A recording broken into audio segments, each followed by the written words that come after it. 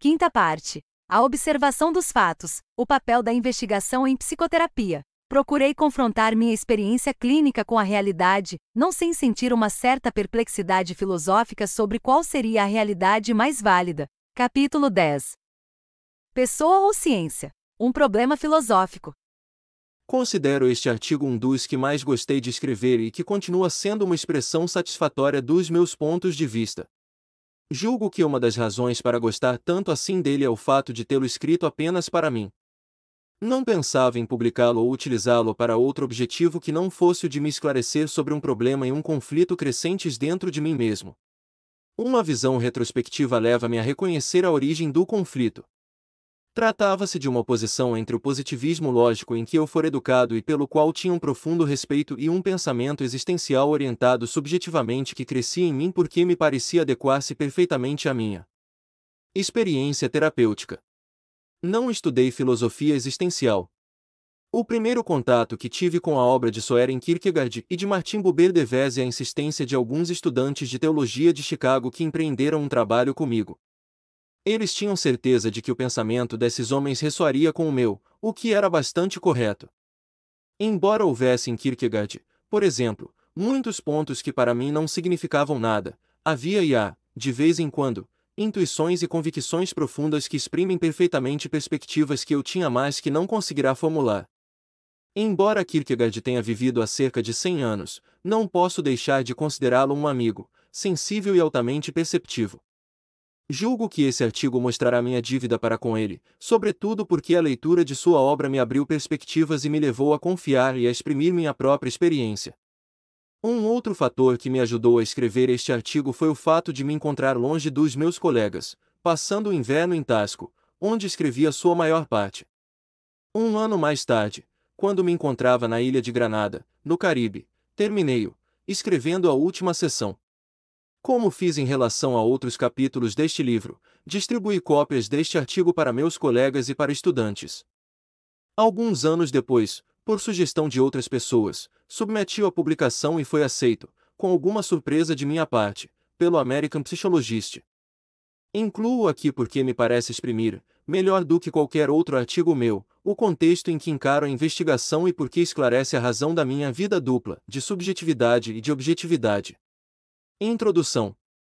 Este é um documento muito pessoal, escrito em primeiro lugar para mim mesmo, com o objetivo de esclarecer uma questão que me intrigava cada vez mais.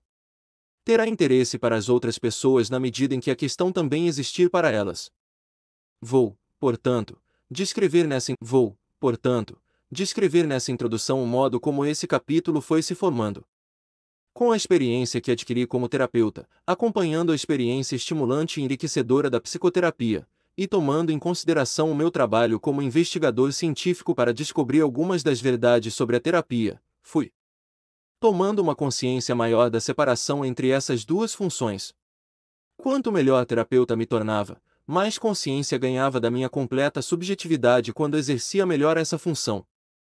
Mas, ao tornar-me melhor investigador, mais teimoso e mais científico, sentia um embaraço crescente perante a distância entre a minha objetividade rigorosa como cientista e a minha subjetividade quase mística como terapeuta. Este artigo é o resultado disso. A primeira coisa que fiz foi funcionar como terapeuta e descrever da maneira mais breve possível a natureza essencial da psicoterapia como a vivi com muitos clientes. Gostaria de enfatizar que se trata de uma formulação muito fluida e pessoal e que, se tivesse sido feita por uma outra pessoa ou por mim há 2 anos ou daqui a 2 anos, seria diferente sob alguns aspectos. Depois deixei-me funcionar como cientista. Como um espírito teimoso à procura dos fatos no reino da psicologia. E esforcei-me por imaginar o significado que a ciência poderia encontrar para a terapia. Depois disso, prossegui o debate interior, levantando as questões que cada ponto de vista legitimamente propunha ao outro. No meio dos meus esforços descobri que apenas tinha agravado o conflito. Os 2 pontos de vista pareciam-me mais do que nunca inconciliáveis. Discuti esse assunto num seminário de professores e estudantes e seus comentários foram para mim de grande ajuda. Durante o ano seguinte continuei a ruminar esse problema, até que comecei a sentir emergir em mim uma integração das duas perspectivas. Mais de 1 ano depois de ter escrito as primeiras seções, procurei expressar em palavras essa tentativa, e talvez, fazer uma integração temporária. Por isso, o leitor que acompanha minha luta nesta matéria verá que inconscientemente ela assumiu uma forma dramática. Estando todas as dramatis personae dentro de mim mesmo, primeiro o protagonista, segundo o protagonista, o conflito e, por último, a resolução. Sem mais preâmbulos, vou apresentar o primeiro protagonista, eu próprio como terapeuta, traçando tão claramente quanto possível o quadro do que a experiência da terapia parece ser. A essência da terapia em termos de sua experiência. Lanço-me na relação com uma hipótese, ou uma convicção, de que minha simpatia, minha confiança e minha compreensão do mundo interior da outra pessoa provocarão um significativo processo de transformação. Entro na relação, não como um cientista, não como um médico que procura diligentemente o diagnóstico e a cura, mas como uma pessoa que se insere numa relação pessoal. Enquanto eu olhar para o cliente como um objeto, ele tenderá a tornar-se apenas um objeto. Arrisco-me, porque à medida que a relação se aprofunda, se o que se desenvolve é um fracasso, uma regressão, uma rejeição de mim e da relação pelo cliente, nesse caso sinto que perco a mim mesmo, inteiramente ou em parte. Às vezes esse risco é muito real e sentido de forma bastante aguda. Abandono-me ao caráter imediato da relação a ponto de ser todo o meu organismo, e não simplesmente minha consciência, que é sensível à relação e se encarrega dela. Não respondo conscientemente de uma forma planejada ou analítica, mas reajo simplesmente de uma forma não reflexiva para com o indivíduo, baseando-se a minha reação na minha sensibilidade total organísmica a essa outra pessoa. Eu vivo a relação nessa base. A essência de algumas das partes mais profundas da terapia parece ser uma unidade de vivência. O cliente é capaz de vivenciar livremente os sentimentos em toda a sua intensidade, como uma pura cultura, sem inibições ou precauções intelectuais, sem ficar preso pelo conhecimento de sentimentos contraditórios. E eu sou capaz de vivenciar com igual liberdade minha compreensão desse sentimento, sem pensar nele conscientemente, sem qualquer apreensão ou preocupação de saber onde é que isso levará, sem qualquer espécie de diagnóstico ou análise, sem quaisquer barreiras, emocional ou cognitiva, para uma entrada total na compreensão. Quando há essa unidade completa, essa singularidade, essa plenitude da vivência na relação, então esta alcança a qualidade de fora desse mundo, conforme as observações de grande número de terapeutas, uma espécie de sentimento de êxtase na relação, da qual o cliente e eu emergimos no fim da sessão como quem sai de um poço ou de um túnel. Dá-se nesses momentos uma verdadeira relação, tu, para empregar uma expressão de Buber, uma vivência temporal da experiência que existe entre o cliente e eu. Está-se no polo oposto de uma visão do cliente ou de mim mesmo como um objeto. É o ponto culminante da subjetividade pessoal. Tomei muitas vezes consciência do fato de não saber, cognitivamente, onde conduzem as relações imediatas. É como se nós dois, o cliente e eu, nos deixássemos deslizar, muitas vezes com receio, para a corrente do devir, uma corrente ou processo que nos arrasta. É o fato do terapeuta já ter se deixado flutuar nessa corrente da experiência ou da vida anteriormente, ter descoberto que isso é gratificante, que o torna cada vez menos receoso de mergulhar. É minha confiança que torna mais fácil ao cliente embarcar também, um pouco mais de cada vez. Parece com frequência que a corrente da experiência se dirige para um determinado objetivo. Contudo, é provavelmente mais exato dizer que o seu caráter gratificante permanece interno ao próprio processo e que seu maior benefício é possibilitar a ambos, ao cliente e a mim, mais tarde, independentemente, entregarmos-nos ao processo de tornar-se. Quanto ao cliente, à medida que a terapia decorre, descobre que ousa tornar-se ele mesmo, apesar de todas as consequências terríveis que supõe ter de suportar se permitir ser ele mesmo. O que significa tornar-se no que se é? Isso parece indicar menos medo das reações organísmicas, reações não refletidas que se tem, uma confiança progressiva acompanhada mesmo de afeição pelo complexo, variado e rico sortimento de sentimentos e tendências que existem em si no nível orgânico ou organísmico. A consciência, em vez de ser a sentinela de um amontoado de impulsos perigosos e imprevisíveis dos quais só poucos poderão ver a luz do dia, torna-se o habitante bem instalado de uma rica e variada sociedade de impulsos, sentimento e concepções, que se manifestam autogovernando-se satisfatoriamente quando não estão guardados com medo ou de um modo autoritário. Implicada neste processo de se tornar no que se está uma profunda experiência da opção pessoal. O cliente compreende que pode optar por continuar a esconder-se atrás de uma fachada ou que pode assumir os riscos que envolve o fato de ser ele mesmo. Que é um agente livre, detentor do poder de destruir o outro, ou de se destruir a si mesmo, senhor igualmente do poder de elevar o outro e de se elevar a si próprio. Confrontado com a realidade nua da decisão, escolhe tomar a direção de ser ele mesmo. Mas ser o que se é não resolve os problemas. Abre simplesmente um novo modo de vida no qual se faz experiência dos seus sentimentos de um modo mais profundo e elevado, num campo mais extenso e mais dilatado. O indivíduo sente-se mais único e mais só, mas é muito mais real, de tal maneira que suas relações com os outros perdem seu caráter artificial, tornam-se mais profundas, satisfatórias, e introduzem mais a realidade da outra pessoa no seio da relação. Uma outra forma de ver esse processo, essa relação, é considerá-la como uma aprendizagem pelo cliente. Mas é um tipo estranho de aprendizagem. Quase nunca é uma aprendizagem que se note pela sua complexidade, e mesmo quando atingir o grau mais profundo, nunca parece adaptar-se bem aos símbolos verbais. A aprendizagem assume muitas vezes formas tão simples como: eu sou diferente dos outros. Realmente eu o detesto. Eu tenho medo de me sentir dependente. Sinto pena de mim mesmo. Estou centrado em mim mesmo. Tenho sentimentos de ternura e de amor. Eu poderia ser aquilo que quero ser. Etc. Mas, apesar da sua simplicidade aparente, essas descobertas têm um imenso significado num domínio muito difícil de definir. Podemos encará-lo de diversas formas. São descobertas autoapropriadas baseadas, de uma maneira ou de outra, na experiência e não em símbolos. São semelhantes à descoberta da criança que sabe que 2 e 2 são 4, e que um dia, brincando com 2 objetos e com mais 2 objetos, apercebe-se subitamente na experiência de uma descoberta absolutamente inédita, que 2 e 2 são realmente 4. Um outro modo de compreender essas descobertas é considerá-las uma tentativa retardada para fazer corresponder símbolos e significações no mundo dos sentimentos, um empreendimento já muito acabado no domínio do conhecimento. Intelectualmente, fazemos corresponder com todo o cuidado o símbolo que escolhemos com o significado que uma experiência assume para nós. Assim, digo que qualquer coisa aconteceu gradualmente, depois de ter rapidamente passado em revista termos como lentamente, imperceptivelmente, passo a passo, etc., rejeitando-os porque não exprimiam o significado preciso da experiência. No domínio dos sentimentos, porém, nunca aprendemos a atribuir os símbolos à experiência com a preocupação do significado preciso.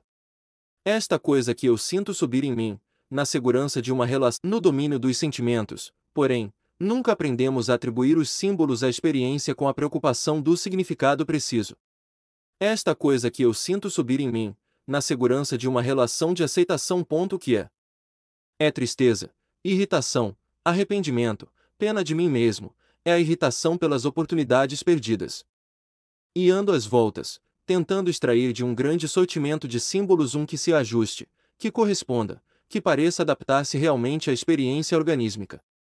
Ao proceder desse modo, o cliente descobre que tem de aprender a linguagem do sentimento e da emoção como se fosse uma criança aprendendo a falar. Pior ainda, ele se vê obrigado a desaprender uma falsa linguagem antes de aprender a verdadeira. Procuremos ainda dar uma outra definição desse tipo de aprendizagem, descrevendo dessa vez o que ela não é. É um tipo de aprendizagem que não pode ser ensinada. A sua essência é este aspecto de autodescoberta. O conhecimento, tal como estamos habituados a concebê-lo, pode ser ensinado de uma pessoa para outra desde que ambas tenham motivação e capacidade adequadas.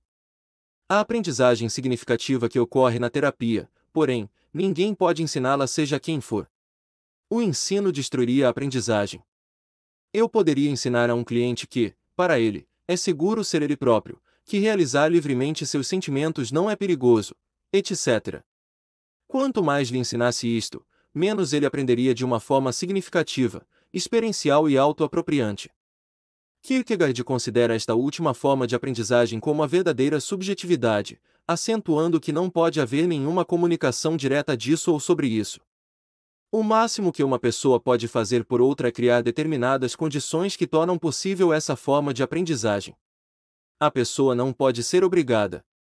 Uma última forma de tentar descrever essa aprendizagem é dizer que o paciente aprende progressivamente a simbolizar um estado total e unificado, no qual o estado do organismo, em experiência, sentimento e conhecimento, pode ser completamente descrito de forma unificada.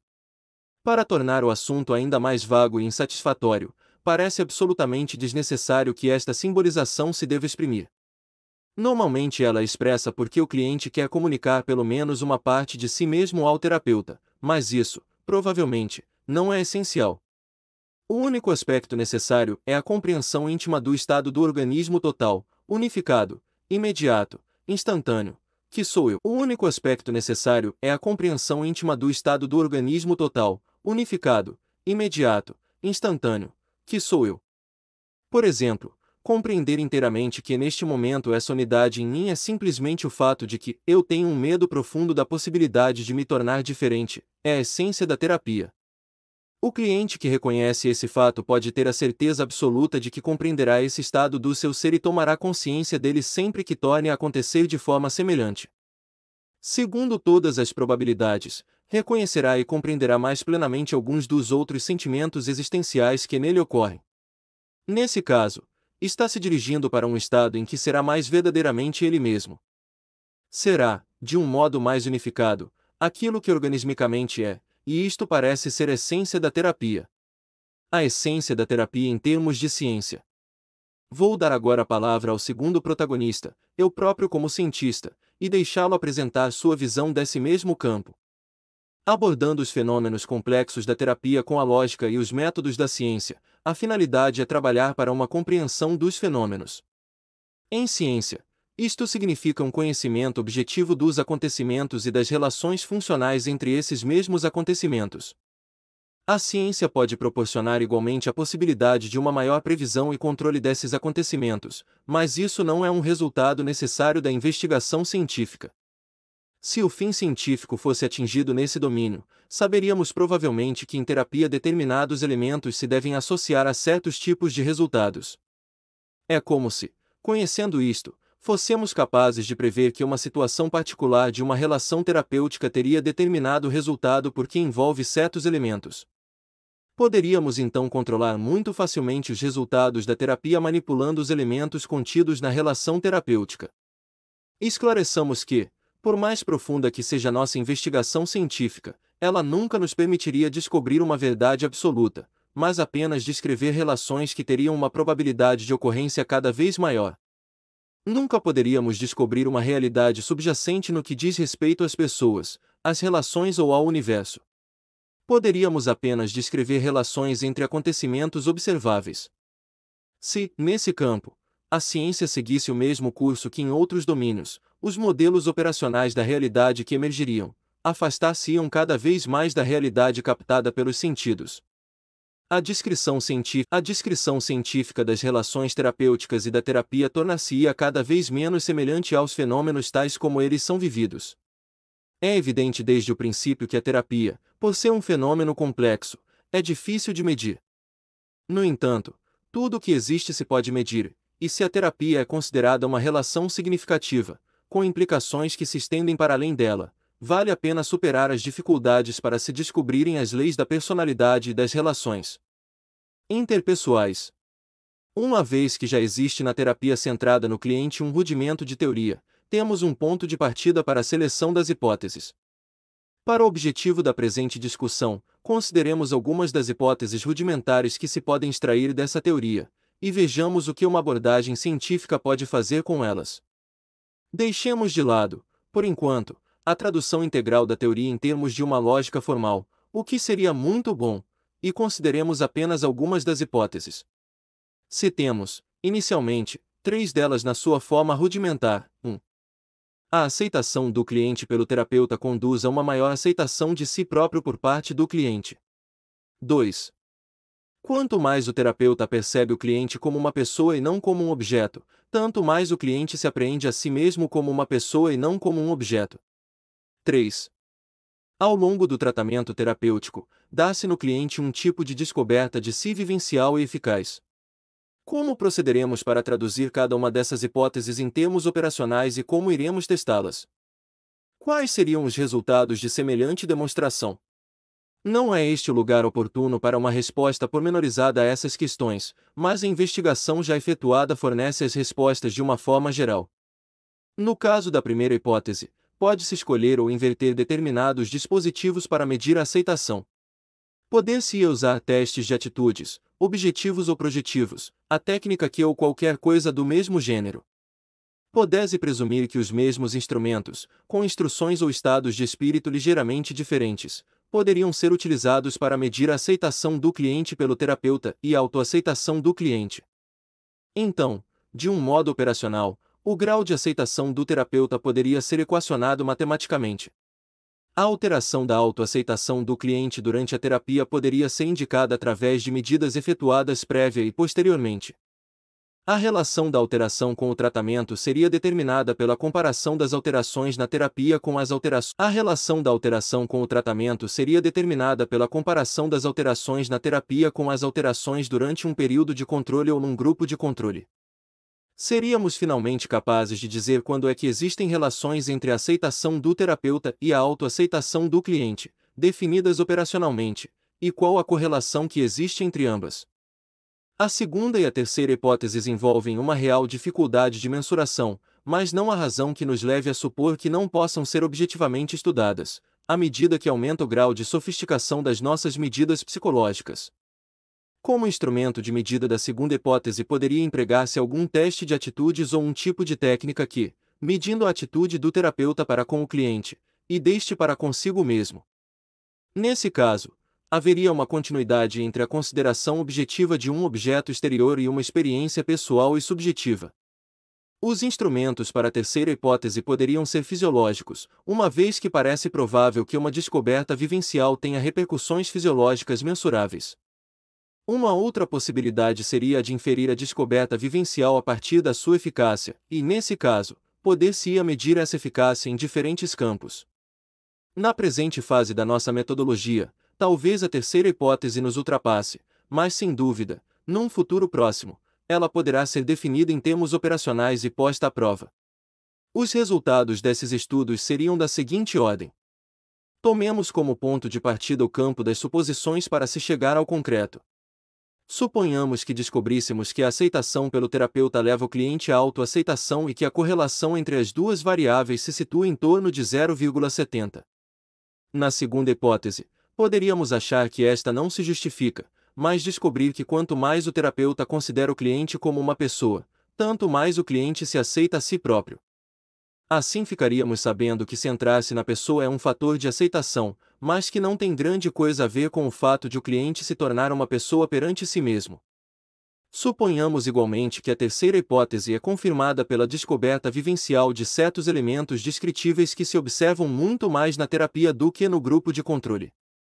Sem prestar atenção a todas as qualificações e ramificações que poderiam surgir nos resultados, e omitindo a referência às novas indicações que se acumulariam a propósito da dinâmica da personalidade, o parágrafo precedente fornece-nos, no entanto, uma noção daquilo que a ciência pode oferecer nesse campo. A ciência pode dar-nos uma noção daquilo que a ciência pode oferecer nesse campo.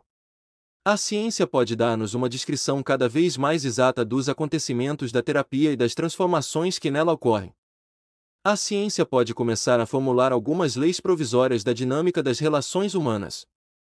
Pode fazer afirmações públicas e reproduzíveis de que, se existirem no terapeuta ou na relação determinadas condições operacionalmente definíveis, então podem esperar-se do cliente determinados comportamentos, com um grau conhecido de probabilidade.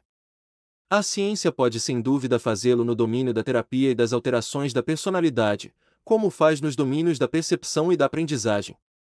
Eventualmente, as formulações teóricas poderiam conjugar os diferentes campos, enunciando as leis que parecem governar as alterações do comportamento humano, quer se trate de situações que classificamos como percepção ou que classificamos como aprendizagem ou nas alterações mais globais e maciças que ocorrem na terapia e que implicam simultaneamente a percepção e a aprendizagem. Algumas questões. Eis dois métodos muito diferentes de captar os aspectos essenciais da psicoterapia, duas abordagens bem diversas do domínio que consideramos. Tal como as expusemos aqui, e tal como elas frequentemente são na realidade, parece não haver nenhuma medida comum entre as duas descrições. Cada uma representa uma forma definida de encarar a terapia. Cada uma parece constituir uma via de acesso às verdades significativas da terapia. Quando esses pontos de vista são adotados por indivíduos ou por grupos diferentes, formam a base de um grave desacordo. Quando cada uma dessas maneiras de ver parece verdadeira a uma única pessoa, como é o meu caso, então há um conflito interno. Se bem que possam ser superficialmente reconciliadas, ou consideradas como complementares entre si, manifestam-se como fundamentalmente antagônicas, e de muitas maneiras. Gostaria de apontar algumas questões que esses dois pontos de vista me colocam. As questões do cientista vou indicar em primeiro lugar algumas questões que o cientista levanta para o que vivência. O cientista rigoroso ouve o relatório do que vivência e levanta as seguintes questões minuciosas. Antes de tudo, quer saber como você pode saber que esse relatório, ou qualquer outro relatório anterior ou posterior, é verdadeiro? Como sabe se ele corresponde à realidade? Se estamos confiando nessa experiência interior e subjetiva, como sendo a verdade no que diz respeito às relações humanas ou às diferentes formas de alterar a personalidade, nesse caso a yoga, se estamos confiando nessa experiência interior e subjetiva, como sendo a verdade no que diz respeito às relações humanas ou às diferentes formas de alterar a personalidade, nesse caso a yoga, a Christian Science e os delírios de um psicótico que se julga Jesus Cristo, tudo é verdadeiro, tão verdadeiro como esse relatório. Cada uma dessas posições representa a verdade tal como ela é captada interiormente, por um indivíduo ou por um grupo. Se queremos evitar este amontoado de verdades múltiplas e contraditórias, temos de voltar ao único método que conhecemos para chegar a uma aproximação cada vez maior da realidade, o método científico. 2. Em segundo lugar, essa abordagem vivencial impede que se melhore a habilidade técnica ou que se descubram os elementos menos satisfatórios das relações.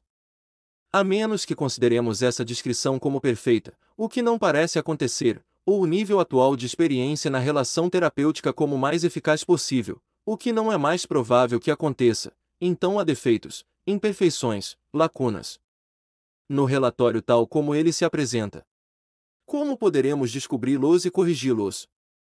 A abordagem vivencial não pode propor nada a não ser um processo por tentativa e erro, um processo lento e que não oferece garantias de alcançar o fim que tem em vista. Mesmo as críticas e as sugestões dos outros são de pouca ajuda, pois não surgem do interior da experiência e não têm, portanto, a autoridade vital da própria relação.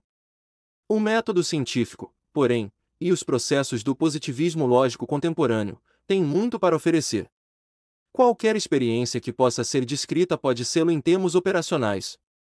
As hipóteses podem ser formuladas e postas à prova e os bons, que detêm a verdade, podem ser separados dos maus que vivem no erro. Isto parece ser o único caminho seguro para o aperfeiçoamento, para a autocorreção, para o avanço do saber. 3. O cientista tem ainda outra observação a fazer. Está implícita na sua descrição da experiência terapêutica a ideia de que existem elementos que não podem ser previstos. Que há como que uma espécie de espontaneidade ou de livre-arbítrio em ação. Você fala como se uma parte do comportamento do cliente. E talvez também do terapeuta. Não tivesse causa, não representasse um elo na sequência de causa e efeito. Sem pretender entrar na metafísica, talvez eu possa perguntar se não se trata de derrotismo. Uma vez que podemos descobrir com certeza o que causa grande parte do comportamento. Você mesmo fala em criar as condições nas quais certos resultados de comportamento apareçam, então por que recuar noutro ponto? Por que não procurar descobrir as causas de todo o comportamento? Isto não quer dizer que o indivíduo deva se considerar um autômato, mas, na nossa investigação dos fatos, não nos veremos embaraçados pela crença de que algumas portas nos estão fechadas. 4. Por último, o cientista não pode compreender por que é que o terapeuta, o experiencialista, põe em questão o único instrumento, o único método que é responsável pela maior parte dos progressos que admiramos.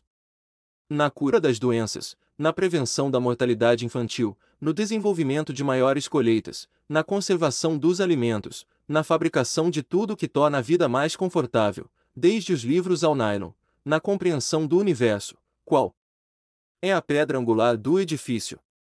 É um método científico, aplicado a cada um desses casos e a muitos outros. É verdade que a ciência faz avançar igualmente os métodos da guerra, servindo aos instintos destruidores do homem ao mesmo tempo que serve os seus objetivos construtivos, mas mesmo aqui a potencialidade de utilização social é imensa. Por isso, qual a razão para duvidar do mesmo método no domínio das ciências sociais?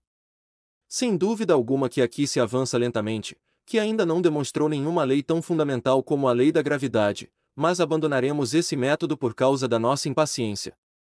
Qual é a alternativa que oferece uma esperança semelhante?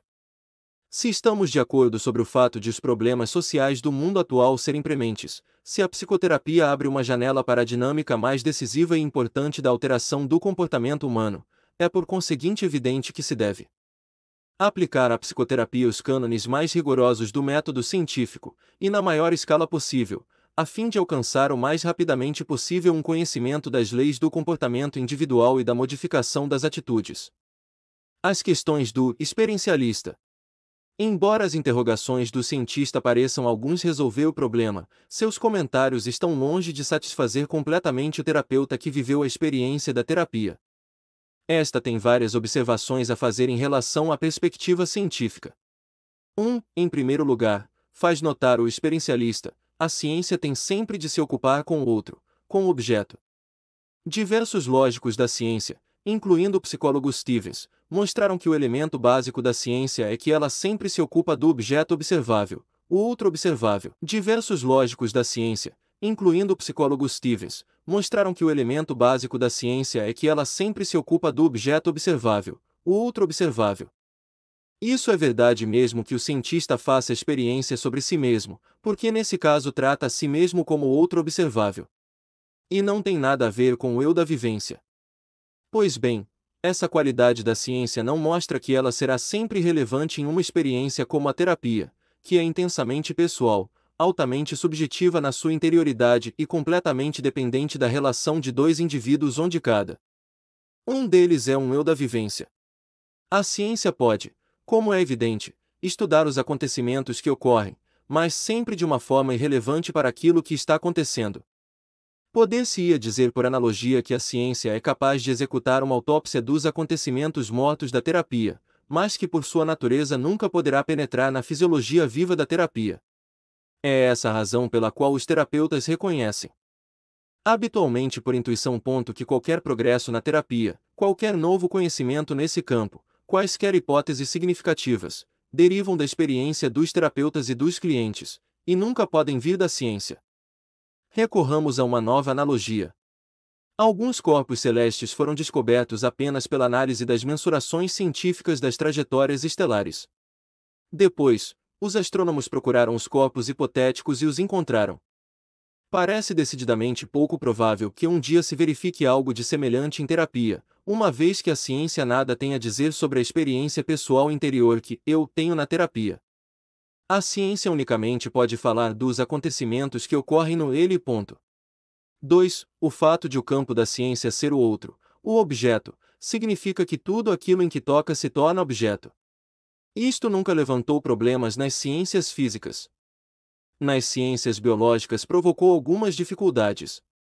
Um determinado número de médicos se pergunta se a tendência crescente para considerar o organismo humano como um objeto, apesar da sua eficácia científica, não será prejudicial para o paciente. Eles preferem que este seja novamente visto como uma pessoa.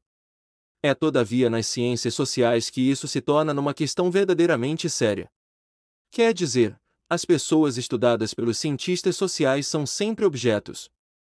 Em terapia, tanto o paciente como o terapeuta se tornam objetos de dissecação, mas não pessoas com quem se mantém relações vivas. Em terapia, tanto o paciente como o terapeuta se tornam objetos de dissecação, mas não pessoas com quem se mantém relações vivas. À primeira vista, isso pode parecer sem importância. Pode-se dizer que é apenas no seu papel de cientista que o indivíduo considera os outros como objetos. Ele pode também abandonar o seu papel e tornar-se uma pessoa. Olhando, porém, mais de perto, veremos que se trata de uma resposta superficial. Se nos projetarmos no futuro e supusermos já ter as respostas para a maior parte das questões que a psicologia hoje investiga, o que aconteceria? Iríamos nos ver obrigados a tratar os outros, e a nós mesmos, cada vez mais como objetos. O conhecimento de todas as relações humanas seria tão grande que as conheceríamos em vez de vivê-las espontaneamente. Sabemos desde já o sabor que isso tem na atitude sofisticada dos pais que sabem que a afeição é boa para a criança. Este conhecimento impede-os frequentemente de serem eles próprios, livre e espontaneamente afetuosos ou não. Logo, o desenvolvimento da ciência num domínio como o da terapia, ou é irrelevante para a experiência, ou pode, de fato, tornar mais difícil viver a relação como um acontecimento pessoal, vivencial. 3. O experiencialista tem uma outra preocupação. Quando a ciência transforma as pessoas em objetos, como acima se referiu, tem um outro efeito: o resultado final da ciência é levar à manipulação. Isso é menos verdadeiro em campos como o da astronomia, mas nas ciências médicas e sociais o conhecimento dos acontecimentos e das suas relações permite a manipulação de alguns elementos da equação. Isto é indubitavelmente certo na psicologia e seria verdadeiro na terapia. Se sabemos tudo o que se passa com a aprendizagem, utilizamos esses conhecimentos para manipular as pessoas como se fossem objetos. Esta verificação não implica qualquer juízo de valor sobre a manipulação, que pode ser feita de um modo altamente ético. Podemos inclusive manipular a nós próprios como objetos, recorrendo a esses conhecimentos. Por isso, sabendo que a aprendizagem se realiza muito mais rapidamente com umas revisões repetidas do que com uma longa concentração numa lição, posso utilizar este conhecimento para manipular minha aprendizagem do espanhol. Mas saber é poder. Ao aprender as leis da aprendizagem, utilizo-as para manipular os outros por meio da publicidade, da propaganda, da previsão das suas respostas e do controle delas. Não será exagerado afirmar que o aumento do conhecimento das ciências sociais encerra dentro de si uma poderosa tendência para o controle social, para o controle da maioria por uma minoria. Pode verificar-se uma tendência igualmente forte para o enfraquecimento ou para a destruição da pessoa existencial. Quando todos são considerados objetos, o indivíduo subjetivo, o eu interior, a pessoa em processo de transformação, a consciência espontânea de ser, todo o lado interior da vida é enfraquecido, desvalorizado ou destruído. Talvez o melhor exemplo disso sejam dois livros. O Walden de Skinner é uma imagem do paraíso visto por um psicólogo. Skinner devia julgá-lo desejável, a não ser que estivesse escrevendo uma tremenda sátira. É o paraíso da manipulação, onde a possibilidade de alguém ser verdadeiramente uma pessoa está extremamente reduzida, a não ser que seja membro do Conselho Supremo. O Admirável Mundo Novo de Huxley é francamente satírico, mas retrata com vivacidade a perda da condição de pessoa associada por ele a um aumento dos conhecimentos psicológicos e biológicos. Desse modo, para ir direto ao assunto, parece que o desenvolvimento da ciência social conduz à ditadura social e à perda individual da condição de pessoa. Os perigos entrevistos por Kierkegaard sobre o mesmo assunto há cerca de um século parecem agora muito mais reais do que poderiam parecer então. 4. Por último, declara o experiencialista, não indica tudo isto que a ética é uma consideração mais fundamental do que a ciência. Não estou cego para a ciência como um instrumento e tenho consciência de que ela pode ser um instrumento muito valioso. Mas, a não ser que seja um instrumento de pessoas éticas, com tudo que o termo pessoa implica, não se poderia tornar objeto de devoção cega. Levamos muito tempo reconhecendo esse problema, porque em física a questão ética levou séculos para tornar-se crucial, mas acabou por sê-lo. Nas ciências sociais, os problemas mais éticos surgem muito mais rapidamente porque estão em jogo pessoas. Mas, em psicoterapia, os problemas surgem mais rapidamente ainda e num nível mais profundo. Aqui, tudo o que é subjetivo, interior, pessoal é levado ao ponto extremo. Aqui a relação é vivida, não analisada, e é uma pessoa que emerge, não um objeto. Uma pessoa que sente, que escolhe, que acredita, que atua, não como um autômato, mas como uma pessoa. E o fim supremo da ciência é a exploração objetiva dos aspectos mais subjetivos da vida. A redução à hipóteses e, eventualmente, a teoremas, de tudo o que for até então considerado o mais pessoal, o mais completamente interior, o mundo mais particular.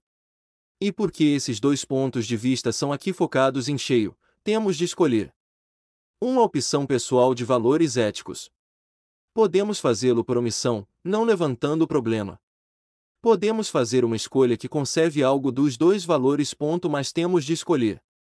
E peço que pensemos longamente e com seriedade antes de abandonar os valores relacionados com ser uma pessoa, com a experiência imediata, com a vivência de uma relação, com o tornar-se, com o eu como processo, com o eu no momento existencial, com eu interior subjetivo e vivo. O dilema. Aqui estão as perspectivas contraditórias que se manifestam às vezes explicitamente, mas muito mais frequentemente de uma maneira implícita, nas concepções psicológicas correntes. Aqui está o debate que se dá em mim. Para onde vamos? Qual direção seguiremos? Terá sido o problema corretamente descrito ou será um problema ilusório? Quais são os erros da percepção? Ou, se as coisas se passam como as descrevemos, temos de escolher uma das duas perspectivas. E se for esse o caso, qual das duas devemos escolher? Ou haverá uma formulação mais ampla que englobe de uma maneira feliz os dois pontos de vista sem nenhum dano para o outro? Uma visão modificada da ciência. Durante o ano que se seguiu ao da redação do texto já mencionado, discuti de vez em quando esses problemas com estudantes, colegas e amigos. A alguns devo, sem dúvida nenhuma, certas ideias que se foram desenvolvendo em mim. Comecei pouco a pouco a acreditar que o erro fundamental na formulação primitiva residia na descrição da ciência. Gostaria de tentar corrigir nesta sessão esse erro e de reconciliar na sessão seguinte as duas perspectivas revistas. Julgo que o maior erro estava no fato de considerar a ciência como qualquer coisa de exterior, como um C maiúsculo, um corpo de conhecimentos, que existisse num determinado ponto do espaço e do tempo. De acordo com muitos psicólogos, eu pensava na ciência como quem pensa numa coleção sistemática e organizada de fatos mais ou menos verificados, e via a metodologia da ciência como meio socialmente aprovado de acumular esse corpo de conhecimento, de prosseguir a sua verificação. Esta descrição podia comparar-se à de um reservatório onde todos pudessem mergulhar o seu balde para conseguir água com a garantia de 99% de pureza. Quando se via a ciência desse modo exterior e impessoal, não era absurdo atribuir-lhe um caráter altivo e uma certa despersonalização, uma tendência para a manipulação, uma negação da liberdade de escolha fundamental com que eu encontrei vivencialmente na terapia. Gostaria agora de considerar a abordagem científica de uma perspectiva diferente e, segundo espero, mais adequada. A ciência nas pessoas. A ciência apenas existe nas pessoas. Qualquer projeto científico tem o seu impulso criativo, o seu processo, a sua conclusão provisória, numa pessoa ou em várias. O conhecimento, mesmo científico, é aquele que é subjetivamente aceitável. O conhecimento científico só pode ser comunicado àqueles que estão subjetivamente preparados para receber a sua comunicação. A utilização da ciência apenas se dá por meio de pessoas que procuram valores que significam alguma coisa para elas. Estas afirmações resumem de uma maneira muito breve algo da mudança da ênfase a que eu queria proceder na minha descrição da ciência. Sigamos as diversas fases da ciência partindo desse ponto de vista. A frase criativa. A ciência tem o seu impulso inicial numa determinada pessoa que procura fins, valores, objetivos, que se revestem para ela de uma significação pessoal e subjetiva. Como parte dessa busca, o cientista, num determinado campo, quer descobrir. A ciência tem o seu impulso inicial numa determinada pessoa que procura fins, valores, objetivos, que se revestem para ela de uma significação pessoal e subjetiva. Como parte dessa busca, o cientista, num determinado campo, quer descobrir. Logo, se pretende ser um bom pesquisador, mergulha na experiência em questão, quer se trate do laboratório de física, do mundo da vida vegetal ou animal, do hospital, do laboratório ou clínica de psicologia ou do que quer que seja. A imersão é completa e subjetiva, semelhante à imersão do terapeuta na terapia, como anteriormente se descreveu. O indivíduo sente o campo em que está interessado, vive-o. Mais do que pensar nele, ele deixa seu organismo apoderar-se dele e reagir, tanto num nível consciente como inconsciente. Acaba por sentir sobre esse campo mais do que poderia verbalizar, e reage organismicamente em termos de relações que não estão presentes à consciência. Dessa imersão subjetiva completa emerge uma forma criativa, um sentido de direção, uma vaga formulação de relações até então desconhecidas. Esta forma criativa, aguçada, polida, formulada em termos mais claros, torna-se numa hipótese. A afirmação de uma crença provisória, pessoal e subjetiva.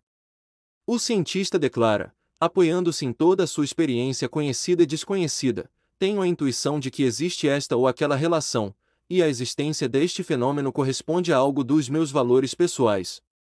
O que estou descrevendo é a fase inicial da ciência, provavelmente a sua fase mais importante, mas que os cientistas americanos, e de modo particular os psicólogos, tenderam a minimizar ou ignorar. Não tanto por ter sido negada, mas por ter sido rapidamente posta de lado. Kenneth Spence afirmou que esse aspecto da ciência é simplesmente aceito sem discussão. Como muitas outras experiências consideradas evidentes, esta arrisca-se a ficar esquecida. Mas é realmente no seio dessa experiência imediata, pessoal e subjetiva, que toda a ciência e que toda a investigação científica individual tem sua origem. Confrontando com a realidade. O cientista estabeleceu de um modo criador a sua hipótese, a sua crença provisória. Mas corresponderá essa hipótese à realidade. A experiência mostrou-se a cada um de nós que é muito fácil nos enganarmos, acreditarmos em qualquer coisa que uma experiência posterior mostra não ser assim. Como poderei afirmar que esta convicção tem qualquer relação real com os fatos observados? A experiência mostrou-se a cada um de nós que é muito fácil nos enganarmos, acreditarmos em qualquer coisa que uma experiência posterior mostra não ser assim. Como poderei afirmar que esta convicção tem qualquer relação real com os fatos observados? Eu posso utilizar não apenas uma linha de evidência, mas várias. Posso cercar minha observação dos fatos de diversas precauções para ter a certeza de que não estou me iludindo. Posso consultar outras pessoas também preocupadas em não se iludirem e aprender a detectar minhas convicções injustificadas, fundadas numa interpretação errada das observações. Numa palavra, posso começar a utilizar toda a elaborada metodologia que a ciência foi acumulando. Descubro que o fato de expor minha hipótese em termos operacionais evita que me perca por caminhos sem saída e em falsas conclusões.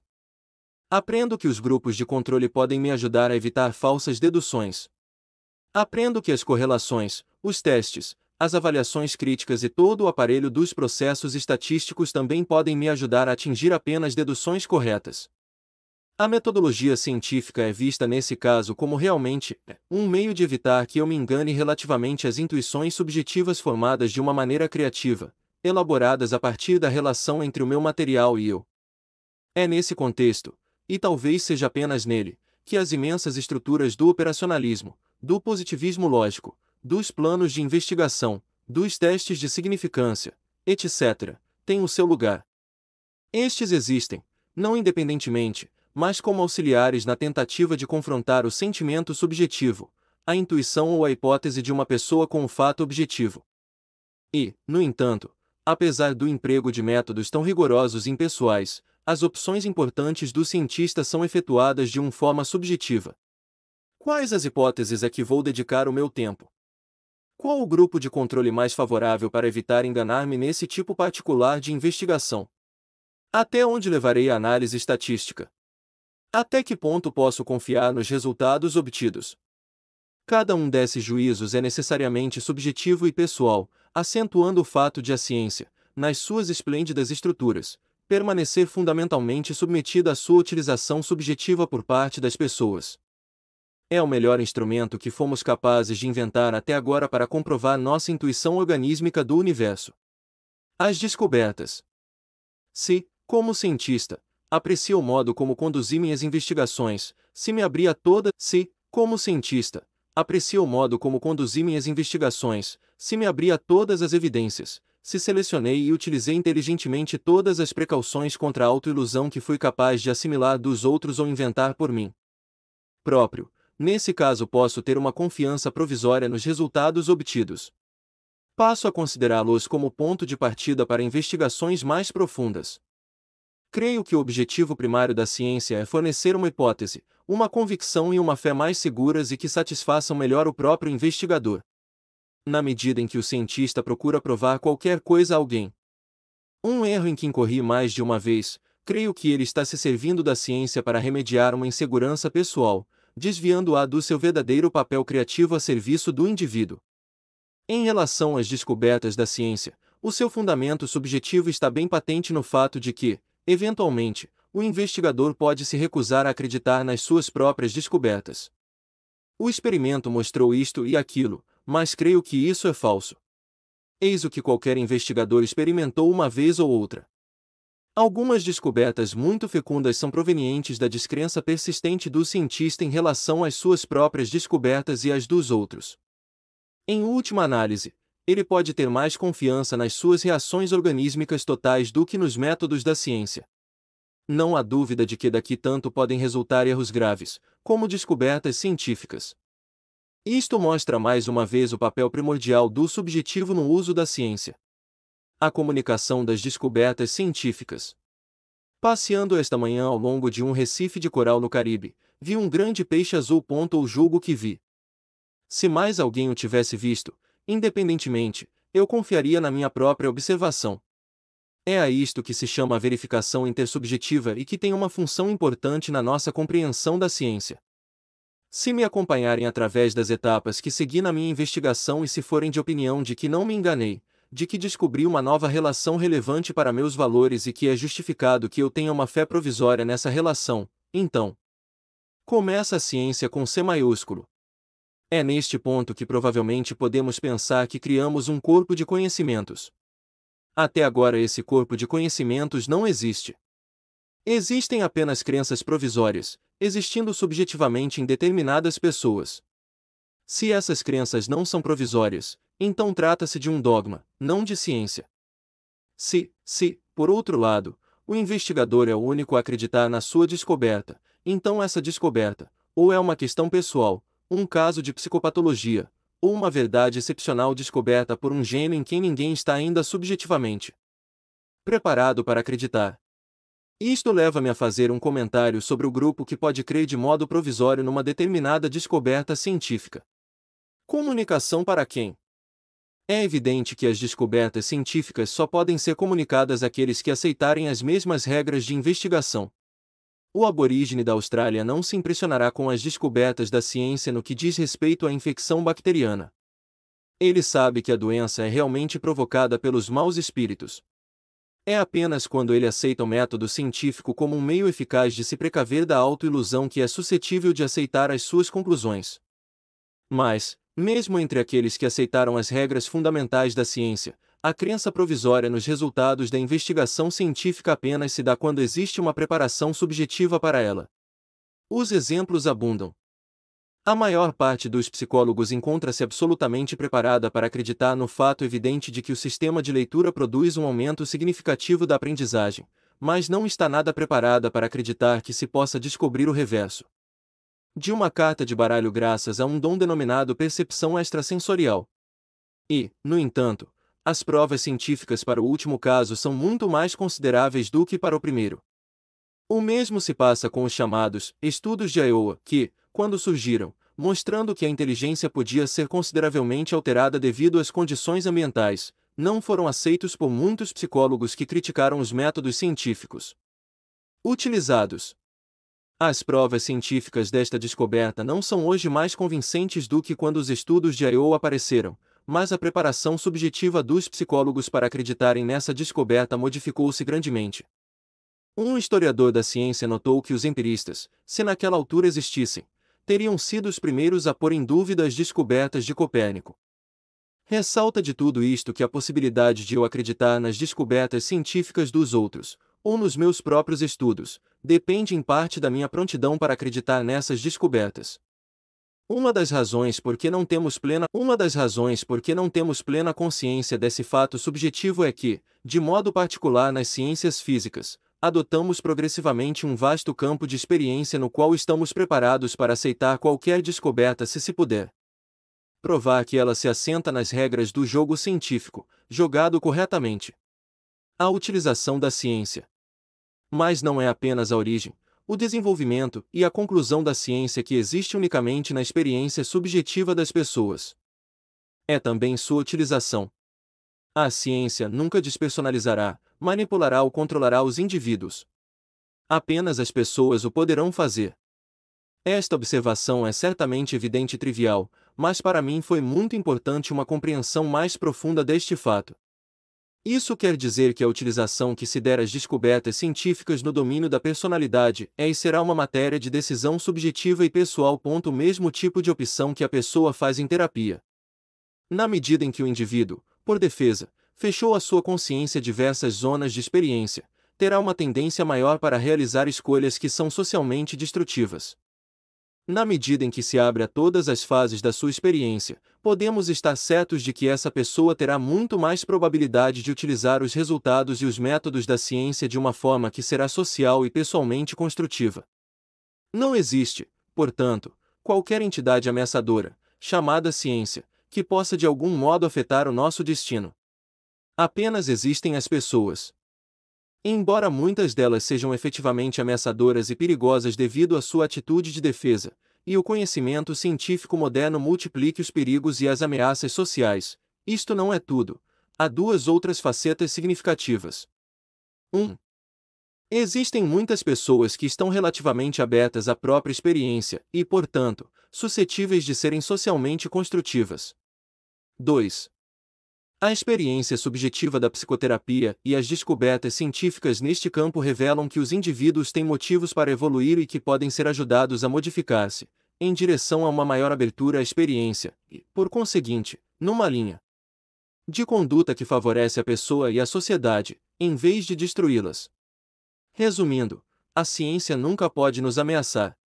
Apenas as pessoas podem fazê-lo.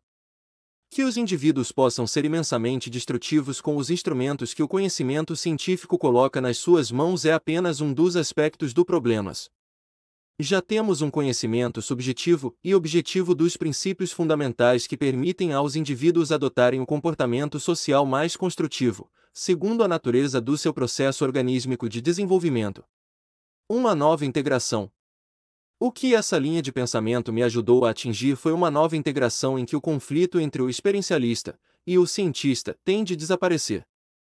Essa integração particular pode ser inaceitável para os outros, mas tem um significado para mim. Os seus principais elementos estão em grande parte implícitos na seção precedente, mas vou tentar expô-los agora sob uma forma que leve em consideração os argumentos dos pontos de vista opostos. A ciência, como a terapia e todos os outros aspectos da vida, tem sua raiz e se baseia na experiência imediata, subjetiva, de uma pessoa. Ela brota da vivência interior total, organísmica, que é comunicável apenas em parte e imperfeitamente.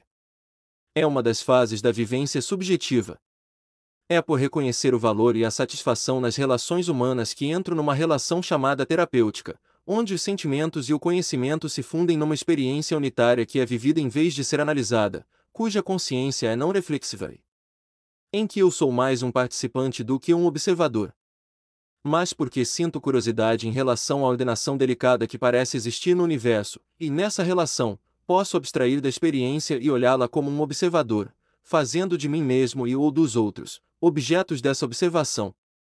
Como observador, utilizo todas as intuições que nascem dessa experiência vivida. Como observador, para não me enganar, para conseguir obter um quadro mais adequado da ordem reinante, utilizo todos os processos da ciência. A ciência não é algo impessoal, mas simplesmente uma pessoa que vive subjetivamente uma outra fase de si mesma. Uma compreensão mais profunda da terapia pode surgir do fato de vivê-la ou de observá-la de acordo com as regras da ciência, ou da comunicação interior ao eu entre os dois tipos de experiência. Quanto à experiência subjetiva da escolha, ela não é apenas fundamental na terapia, mas é igualmente primordial na utilização do método científico por uma pessoa. Aquilo que irei fazer com o conhecimento adquirido por meio do método científico, quer seja para compreender, elevar, enriquecer ou para controlar, manipular e destruir, é uma questão de escolha subjetiva e depende dos valores que têm uma significação pessoal para mim.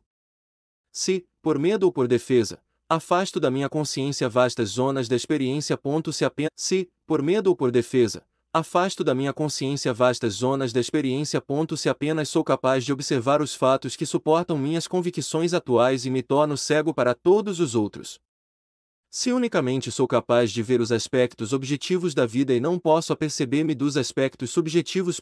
Se, seja de que maneira for, impeço minha percepção de utilizar toda a extensão da sua sensibilidade real. Nesse caso talvez eu seja socialmente destrutivo, quer utilize como instrumento o conhecimento e os recursos da ciência, ou o poder e a força emocional das relações subjetivas. E, por outro lado, se estou aberto à minha experiência e posso permitir que todas as impressões do meu complexo organismo estejam disponíveis à minha consciência, então estou apto a utilizar a mim mesmo, minha experiência subjetiva e meu conhecimento científico, de modo realisticamente construtivo. É esse, portanto, o grau de integração que fui capaz de atingir até agora entre as duas abordagens, primeiramente experimentadas como conflitantes. Isto não resolve inteiramente todas as questões levantadas na primeira sessão, mas parece indicar uma solução. Recoloca-se o problema ou revê-se a questão, colocando a pessoa subjetiva, existencial, com os valores que ela tem, como base e raiz da relação terapêutica e da relação científica. Também para a ciência, desde o primeiro momento, está em causa uma relação, tu, com uma pessoa ou com várias. E é unicamente com uma pessoa subjetiva que posso penetrar em qualquer dessas relações.